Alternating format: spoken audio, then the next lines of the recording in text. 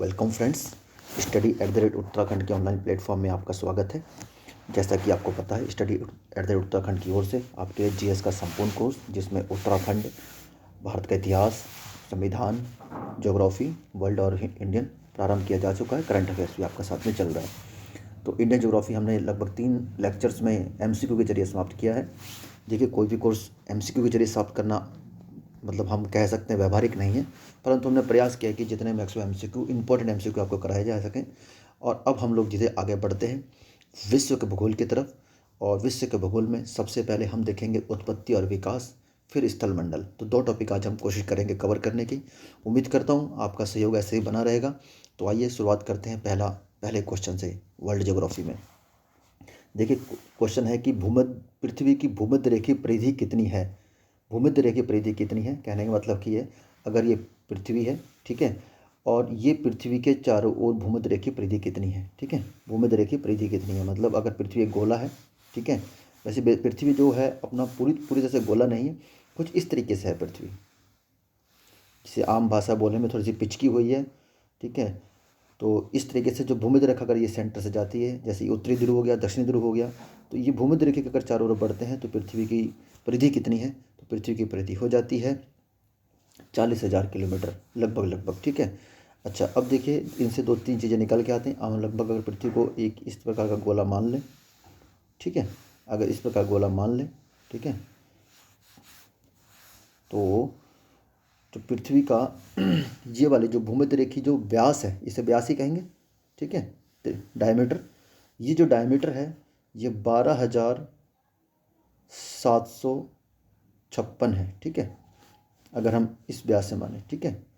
Okay, जैसे मान के चलो ये आपका पश्चिम है, पश्चिम से पूर्व की ओर मान के चले, और यही चीज़ हम उत्तर से दक्षिण लेके चलते हैं तो ये पृथ्वी थोड़ी सी पिचकी हुई है, ठीक है।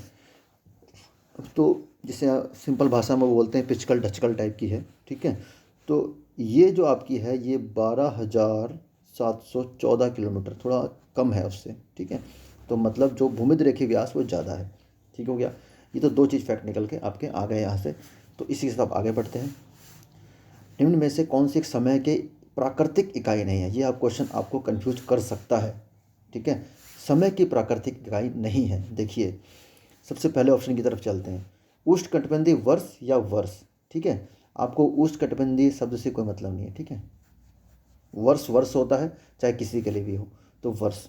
उष्णकटिबंधीय वर्ष का मतलब क्या होता है कि जैसे ये पृथ्वी है, ठीक है, ये पृथ्वी की भूमध्य रेखा हो गई, यहाँ से 23.5 डिग्री उत्तर में, ये देखिए ये उत्तरी पार्ट हो गया, ये दक्षिणी पार्ट हो गया। 23.5 डिग्री उत्तर में इसे बोला था कर्क रेखा, और 23.5 डिग्री दक्षिण बोला जाता है मकर रेखा, ठीक है। तो ये जो मकर रेखा और कर्क रेखा के बीच का जो क्षेत्र है, इसे ही उष्णकटिबंधीय कहा जाता है। तो उसका क्वेश्चन यह है कि उष्णकटिबंधीय वर्ष मतलब यहाँ पर जो वर्ष होता है, ठीक है। तो इस समय की इकाई तो है, बिल्कुल है, ठीक है। आगे चंद्रमास, चंद्रमा दौरा, चंद्रमा का 1 महीना चंद्रमास, ठीक है, जो लगभग आपका 28 दिन के आसपास होता है, ठीक है। तो ये हो गया, तो ये भी समय की इकाई है, बिल्कुल है। दिवस जो है ये भी दिन, जो आपको पता है समय, एक दिन समय की इकाई है, बिल्कुल इकाई है। लेकिन जो मानक समय है ना, ये मानक समय जो है ये आपका जो ग्रीनविच टाइम रेखा है ना, ग्रीनविच मध्याह्न रेखा, ठीक है। मानक समय ग्रीनविच मध्याह्न रेखा जो 0 डिग्री है, ठीक है। और इसी के ही इधर में, मतलब इधर जो हमारा भारतवर्ष पड़ता है, जैसे मान के चलिए मैं आपको थोड़ा सा मैप, छोटा सा मैप हल्के से बना के दिखाना चाहता हूँ, और आप समझ आएगा थोड़ा सा आपको, ठीक हो गया। ये आपका उत्तर अमेरिका मान लीजिए, ये दक्षिण अमेरिका मान लीजिए, और यहाँ हम यूरोप बना देते हैं थोड़ा थोड़ा सिर्फ में, मतलब वर्ल्ड मैप बनाना इतना आसान तो नहीं है फिर भी। और यहाँ हमारा प्यारा भारत आ जाएगा, ठीक है, इस तरीके से। यहाँ आप मान के चलिए ये भूमध्य रेखा, भूमध्य सागर है, तो भूमध्य सागर के आगे ये अफ्रीका आ गया। लगभग मैंने एक मतलब एक आपको मैप बना दिया है, ठीक है। तो अब देखिए ये हमारा भारत है, ठीक है। एक सेकंड में थोड़ा ब्लू पेन ले लेता हूँ, ठीक है। तो ये हमारा भारत है और ये जो है यहाँ पर इंग्लैंड का, यहाँ का जो क्षेत्र इंग्लैंड है, यहाँ से एक जो रेखा जाती है उसे ग्रीन, मैं एग्जैक्ट सही तो नहीं बना पा रहा हूँ लेकिन फिर भी ये 0 डिग्री ग्रीनविच लाइन जो है ये मानक समय रेखा है, ठीक है। इस मानक समय रेखा से इधर का जो क्षेत्र है इसकी कहते हैं पूर्वी देशांतर, और इसे पश्चिमी देशांतर कहते हैं। तो भारत क्या है, पूर्वी देशांतर में स्थित है, ठीक है। तो मेरा मतलब था इस रेखा को मानक समय कहते हैं। तो मानक समय एक रेखा है, ना कि समय की इकाई है, ठीक है। ओके, अब समझ आ गया आपको। तो इसलिए इस क्वेश्चन का जो आंसर हो जाएगा वो हो जाएगा सी, ठीक है। आगे बढ़ते हैं। नासा का अंतरिक्ष यान कैसेनी किस ग्रह का मिशन है? तो ये एक उस समय के करंट का क्वेश्चन था, तो ये शनि ग्रह का मिशन है। श्याम विवर क्या है?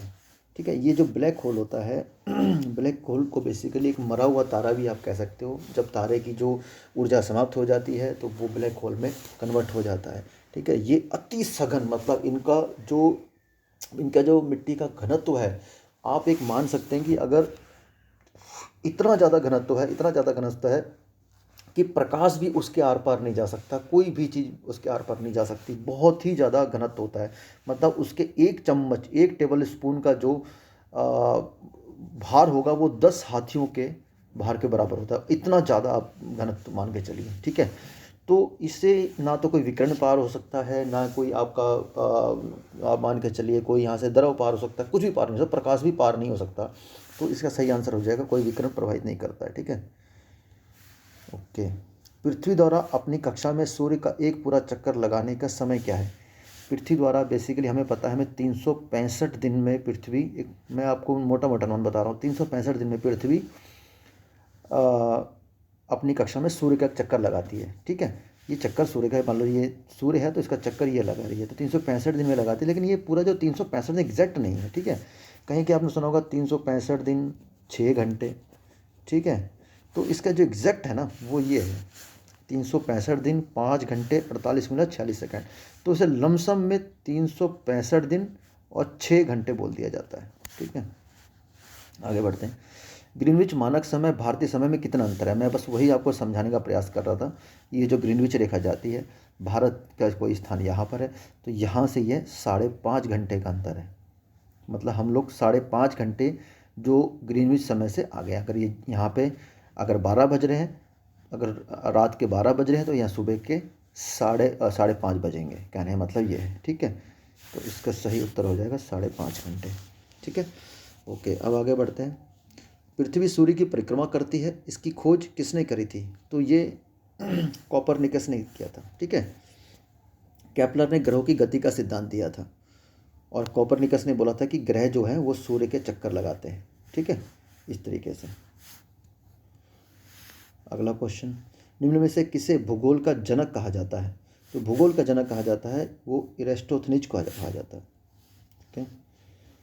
चंद्रमा पर वायुमंडल उपस्थित नहीं है, इसका कारण यह है कि यहाँ गुरुत्वाकर्षण बल नहीं होता, गुरुत्वाकर्षण बल कम, अपेक्षाकृत कम है। देखिए ये बिल्कुल सही आंसर है, गुरुत्वाकर्षण बल तो है बट अपेक्षाकृत कम है। गुरुत्वाकर्षण बल के कारण ही पृथ्वी अपने वायुमंडल में उपस्थित जितने भी तत्व हैं, चाहे गैसें हैं चाहे अन्य तत्व हैं, और उनको पृथ्वी के पर्यावरण से बाहर नहीं जाने देती। बस यही कारण है, पृथ्वी पर जो वायुमंडल उपस्थित के कारण है, यही है, ठीक है।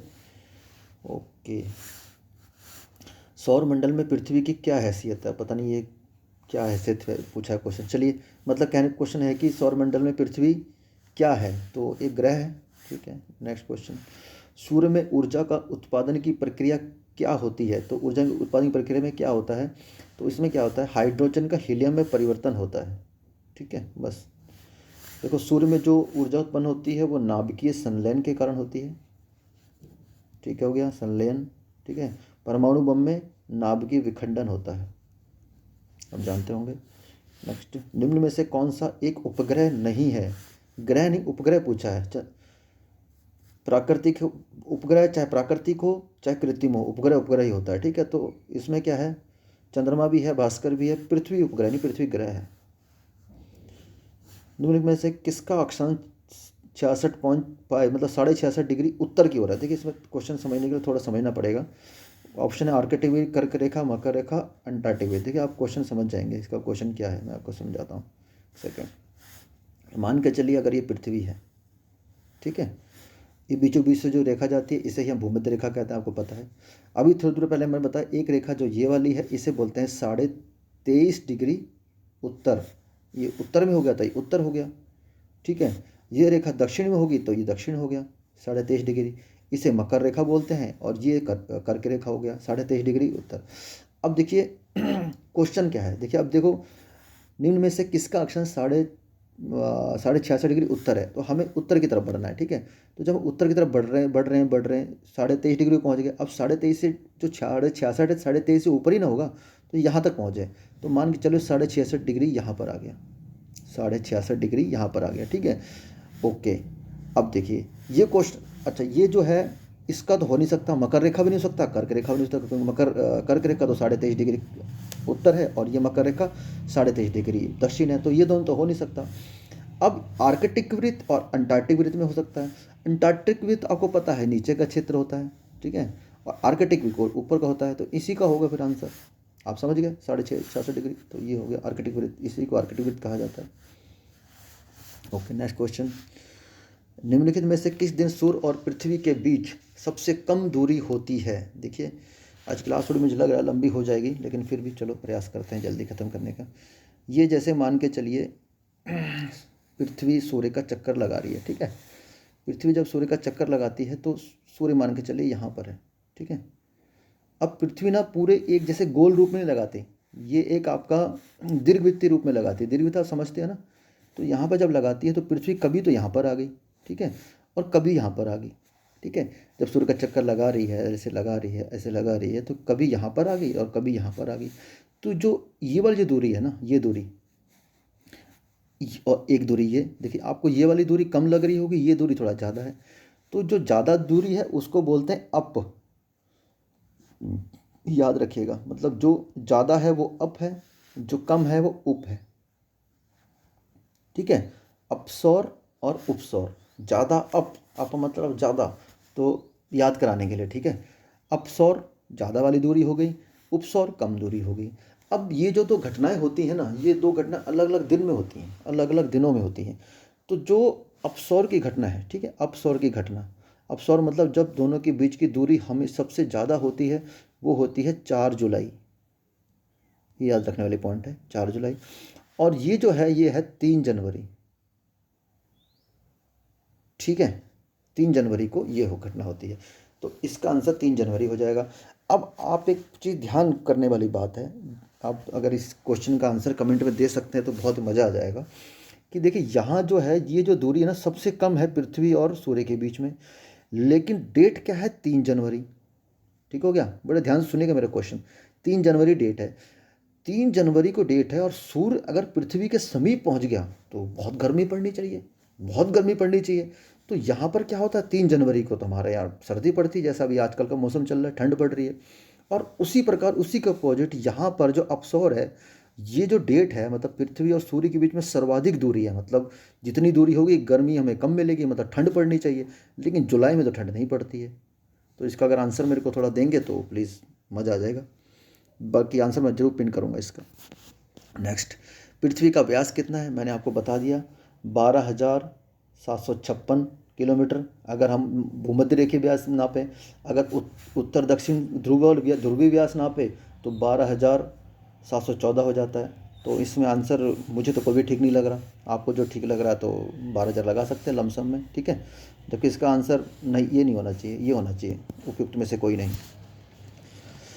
पृथ्वी का प्राकृतिक उपग्रह है, ठीक है, प्राकृतिक उपग्रह चंद्रमा ही है, प्राकृतिक सिर्फ कन्फ्यूजन करने के लगा रखा है, ठीक है, कोई और कुछ मतलब ही नहीं इसका निकलता।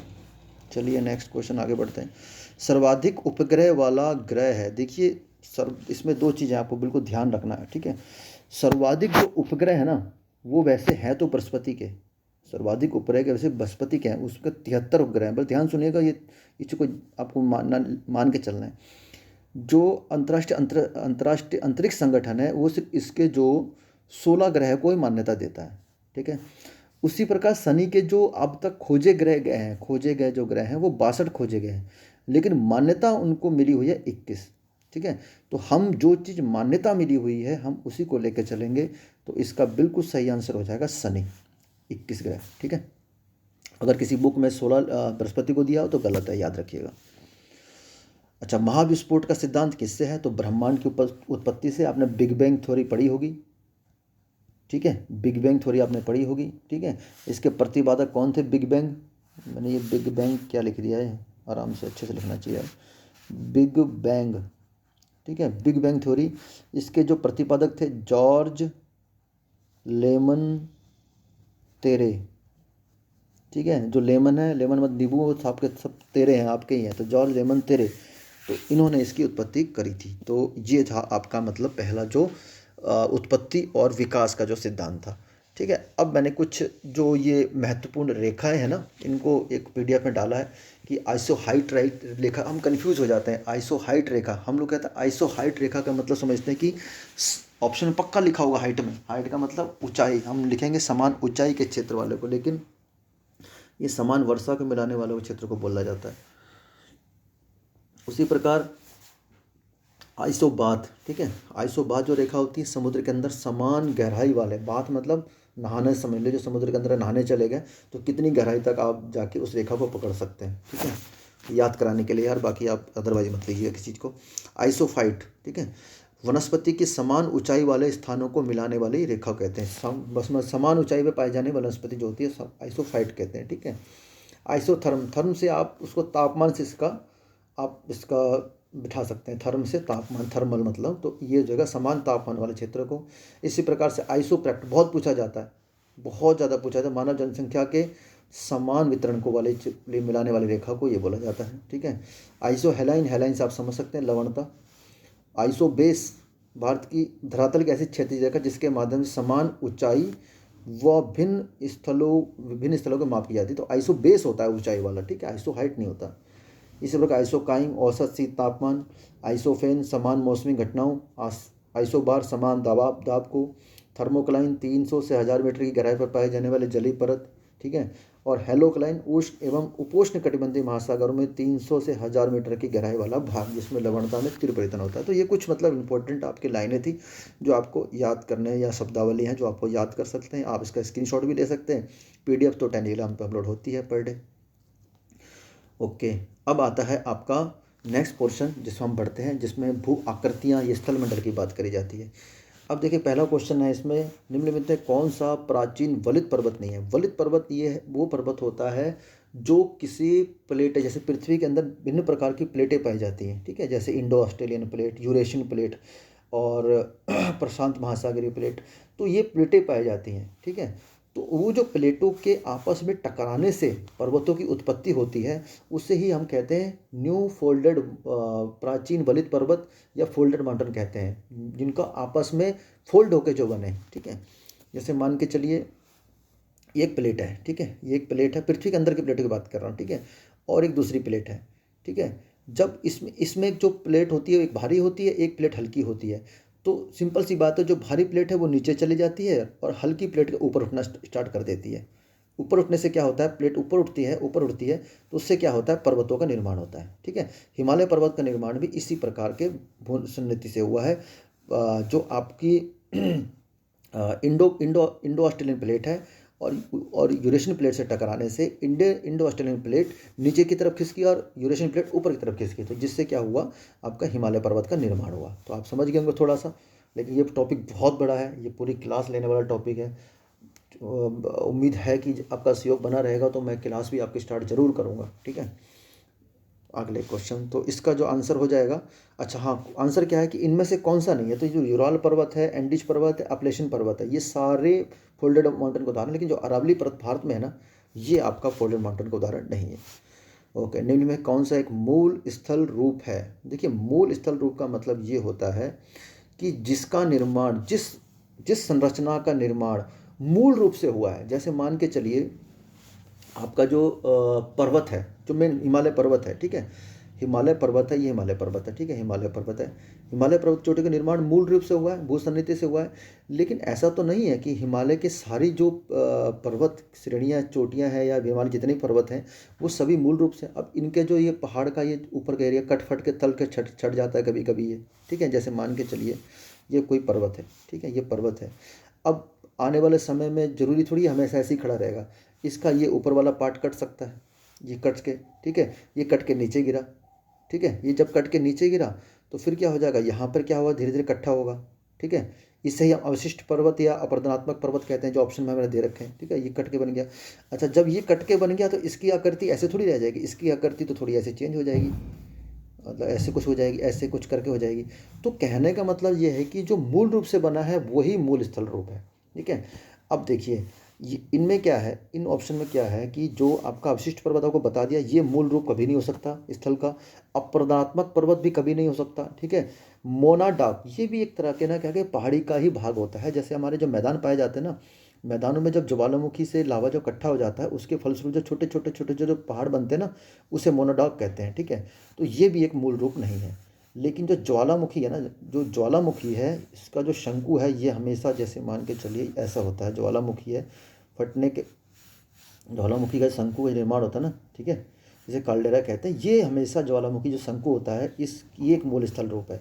ये वर्षों तक, कई हजार करोड़ों वर्षों ये ऐसे ही रहेगा ये, क्योंकि यहाँ से हमेशा लावा निकलने की जगह बन चुकी है। ये लावा निकलता रहेगा, लावा निकलता रहेगा, तो ये मूल स्थल रूप है।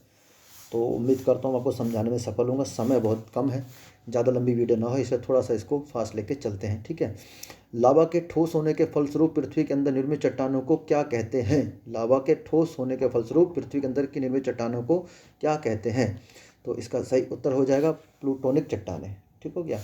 नेक्स्ट क्वेश्चन, पृथ्वी के अंदर पिघले पदार्थ को क्या कहते हैं? लावा कहते हैं। संगमरमर क्या है? एक रूपांतरित चट्टान है। जब आप मान के चलिए पृथ्वी के अंदर जब जो प्लेटें होती हैं, उनके आपस में बहुत ज़्यादा दबाव बनने से जो निर्मित होती हैं प्लेटें, उनका क्या कहते हैं? रूपांतरित प्लेटें कहते हैं। तो वे संगमरमर एक रूपांतरित प्लेट है। निम्न में से रूपांतरित चट्टानों का उदाहरण नहीं है। चट्टान एक संगमरमर है, ठीक है, क्वार्टजाइट भी है, स्लेट भी है, गिरनाइट नहीं है। ग्लेगनाइट आग्नेय चट्टान है। देखिए एक टॉपिक है आग्नेय अवसादी या आपका रूपांतरित, एक अलग से टॉपिक है, समय लगेगा उसमें समझाने के लिए, कभी मिलेगा मौका तो जरूर समझाऊंगा, ठीक है। अपक्षय का विचार संबंधित किससे है? ठीक है, अपक्षय का विचार अब पृथक पदार्थों का संग्रह, मौसक में दैनिक परिवर्तन, एक प्राकृतिक क्रिया जो चट्टानों को सूक्ष्म कणों में विभाजित करती है। बिल्कुल सही है। अपक्षय मतलब उसका जो टूट फूट होके एक सूक्ष्म कण विभाजित करने को ही अपक्षय कहते हैं। निम्न देशों में से किसे हजार झीलों का देश कहा जाता है? इसे फिनलैंड को कहा जाता है। निम्नलिखित में कौन से ज्वालामुखी सतही प्लेट के मध्य में घटित होते हैं? देखिए सतही प्लेट के मध्य में, जैसे अभी आपको मैंने बता दिया कि जो सतही प्लेट कैसे कहते हैं, जैसे मान के चलिए पृथ्वी का एक भाग हमने काट लिया, ठीक है, ऐसे करके हमने काट लिया, पृथ्वी है, ये पृथ्वी है, इसका एक हमने इस प्रकार से भाग काट लिया, ठीक है।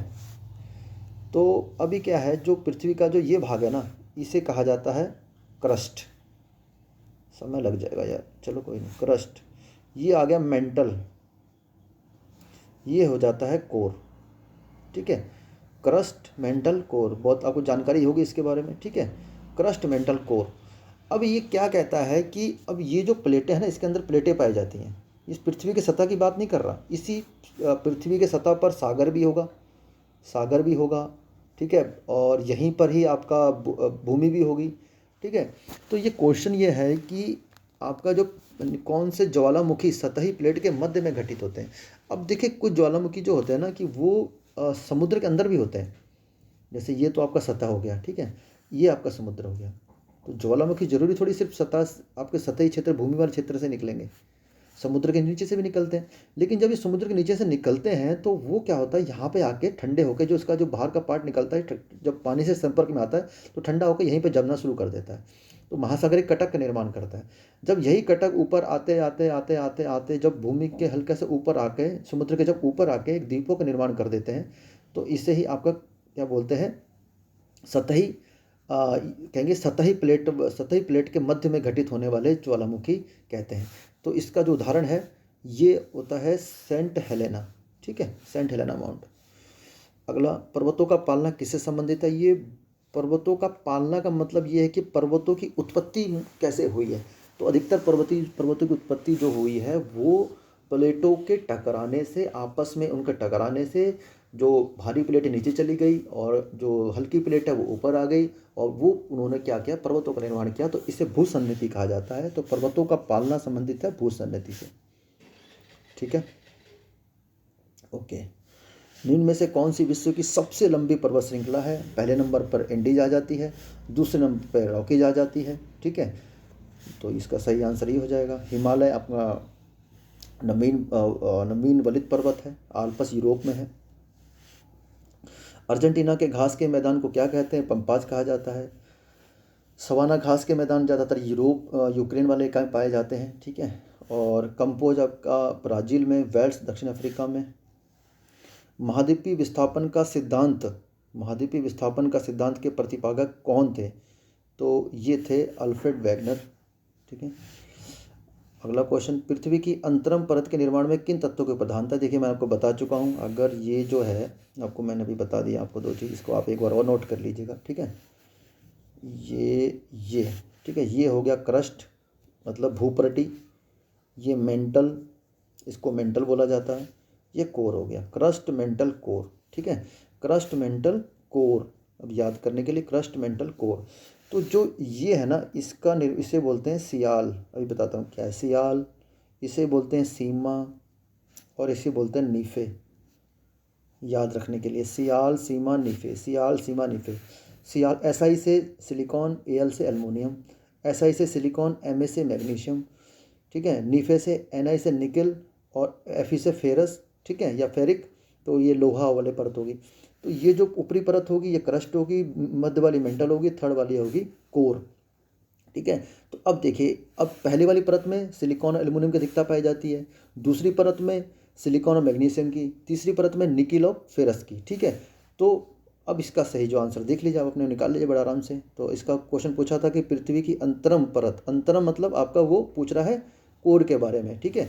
तो वो कोर में किन तत्वों की प्रधानता होती है? तो निकिल। ऐसे जब अंतरम ऐसे क्लिष्ट वाली हिंदी आ जाए ना, तो इसमें आप इंग्लिश वाला क्वेश्चन देख लीजिए करेंगे, ठीक है। तो आपको थोड़ा सा ईजी हो जाएगा। यह आबकारी विभाग में पूछा गया क्वेश्चन है।